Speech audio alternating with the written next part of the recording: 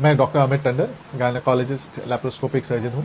मैं पिछले 20 साल से गायनिक लैप्रोस्कोपिक सर्जरीज अपने सेंटर पे करता हूँ। आज हमने रोबोटिक सर्जरीज की अपने यहाँ पे शुरुआत करी है, जिससे हमने 2 मेजर सर्जरीज, एक हिस्टेक्टमी थी और एक फाइब्रॉइड सर्जरी अपने सेंटर पे करी है, और दोनों ऑपरेशन बेहद सफल हुए हैं और पेशेंट्स दोनों बिल्कुल ठीक है। रोबोटिक सर्जरी क्योंकि ये एक बहुत बड़ा टेक्नोलॉजिकल एडवांसमेंट है वर्ल्ड में, और ये फ्यूचर तो ये है क्योंकि इससे सर्जरी करना आसान ही नहीं बल्कि बहुत प्रिसाइज भी हो गया है, और ख़ासकर जो लंबी सर्जरीज हैं, कॉम्प्लिकेटेड सर्जरीज हैं, वो रोबोट द्वारा बहुत ही आसानी से संभव।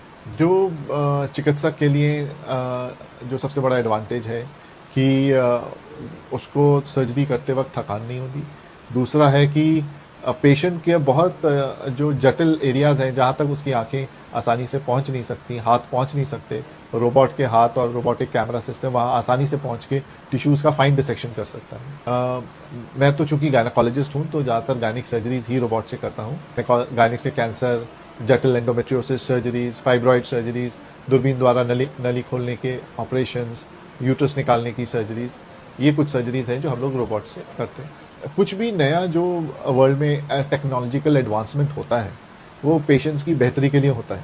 पेशेंट्स को जो सबसे ज़्यादा बेनिफिट है वो कि बहुत ही उसकी प्रिसाइज सर्जरी होती है, पेनलेस सर्जरी होती है, और रिकवरी बहुत फास्ट है। रोबोट जो है वो डॉक्टर के कंट्रोल और कमांड पे ही काम कर रहा है, तो रोबोट अपने आप में कोई अलग चीज़ नहीं है।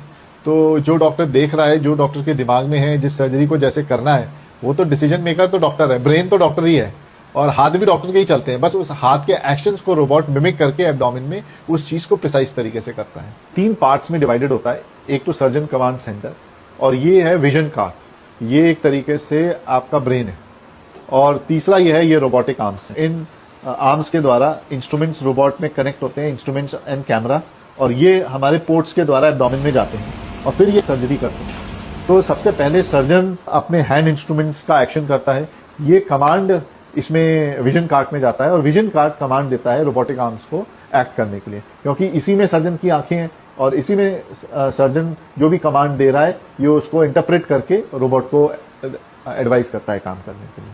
तो ये 3 मेन पार्ट्स में रोबोट सिस्टम डिवाइडेड है।